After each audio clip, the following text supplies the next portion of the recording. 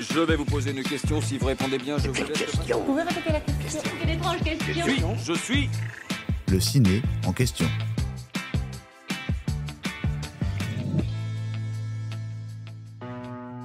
Monde apocalyptique, désert, véhicule, citadelle, Immortan Joe. On va évidemment vous parler de Mad Max. Les Français sont conduits pour la première fois dans l'univers de Mad Max de George Miller en 1982 avec la sortie du premier volet, soit 3 ans après sa sortie en Australie, en 1979. Dans les salles obscures, les spectateurs découvrent la dystopie sableuse de George Miller avec son justicier, Max, incarné au début de la saga par Mel Gibson, puis par Tom Hardy. Le pitch, dans un futur proche, sur des routes désertées, des motards s'affranchissent de toute règle et font tout pour imposer leurs lois. Max Rokatansky, policier devenu justicier, tente de chasser les criminels. À moins que ce ne soient les criminels qui tentent de le chasser.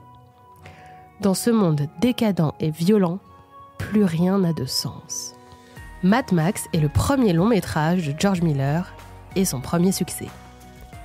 Lors de sa sortie dans l'Hexagone, le film représente une jolie révélation au box-office et arrive à la 12e place des films les plus vus de l'année, avec plus de 2,5 millions d'entrées. Mad Max 2, le défi, Mad Max au-delà du dôme du tonnerre, Mad Max Fury Road et enfin Furiosa, une saga Mad Max viendront compléter cette saga devenue culte, respectivement en 1981, 1985, 2015 et 2024. Mad Max Fury Road, considéré comme l'un des meilleurs films du XXIe siècle, reçoit d'ailleurs une flopée d'Oscars. 6 au compteur.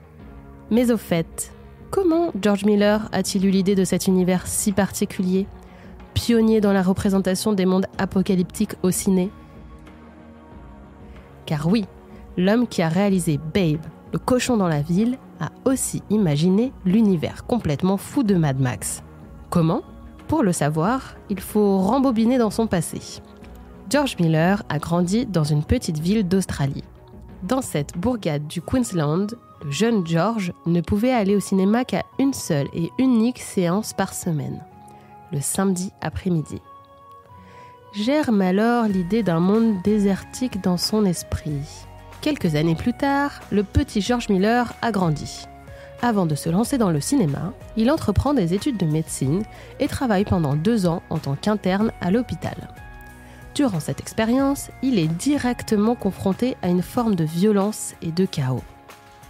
George Miller commence alors à songer au parcours d'un héros qui, dans un monde désertique et apocalyptique, chercherait à fuir une autre sorte de violence et de chaos, bien plus dramatique encore. Mais impossible, ou du moins compliqué, selon lui, de représenter ce héros dans le monde tel qu'il est.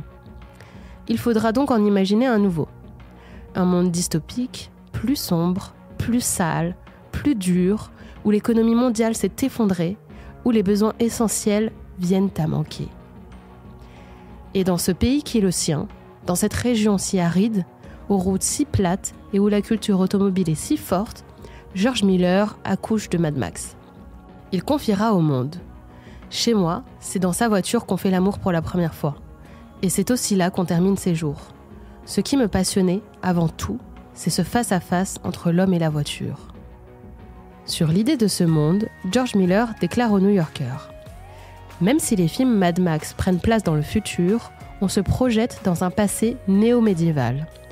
Tous les comportements tendent à être élémentaires et, dans un sens, universels. Les gens se battent pour être humains. Et si le film a l'air d'avoir une sorte d'authenticité, c'est parce que l'on ressent que cela a pu être comme ça dans le passé. Il y a une hiérarchie dominante, avec les plus forts qui contrôlent toutes les ressources et qui tentent de maintenir le peuple en bas de l'échelle, de les empêcher d'avancer. Plus tard, lors d'une interview accordée à Télérama, George Miller, qui a perdu 2 de ses amis dans un accident avant même d'avoir 18 ans, explique comment son passé de médecin urgentiste a pesé dans sa carrière de cinéaste et dans la naissance de Mad Max. Cela a affecté ma façon de faire des films, a-t-il avoué, conscient de cette violence exacerbée. La médecine nous permet de regarder les êtres humains selon des points de vue très différents, à travers des microscopes, durant des opérations. Ainsi, on observe l'homme sous toutes les coutures, exactement comme on le fait en fabriquant un film. J'ai pratiqué la médecine de façon intermittente, principalement afin de gagner de l'argent nécessaire à l'écriture de scénarios. J'ai étudié avec mon frère jumeau, qui lui est devenu un très grand médecin. Pour l'être, il faut pratiquer sans cesse. Et un jour, j'ai compris que j'étais réalisateur, et non plus médecin. Et d'ajouter, selon Australia Screen Online, c'est lorsque je suis devenu médecin urgentiste et que j'ai vu le carnage provoqué par les accidents de voiture et de moto que j'ai commencé à être habité par le sujet. Ça m'avait plutôt perturbé. Et je crois que tout ça fait partie des Mad Max, surtout le premier. Enfin, on ressent également dans la saga Mad Max l'influence du cinéma muet sur George Miller, avec des films très visuels, mais surtout avec très peu de dialogue. George Miller lui-même résume cela à la perfection. Mad Max, c'est un film muet avec du son. J'espère que cet épisode vous a plu. Si c'est le cas, abonnez-vous sur votre plateforme d'écoute préférée pour retrouver de nouveaux épisodes chaque semaine. Et si vous en voulez plus, découvrez la télé en question et les séries en question sur les plateformes d'écoute et téléloisirs.fr. À bientôt.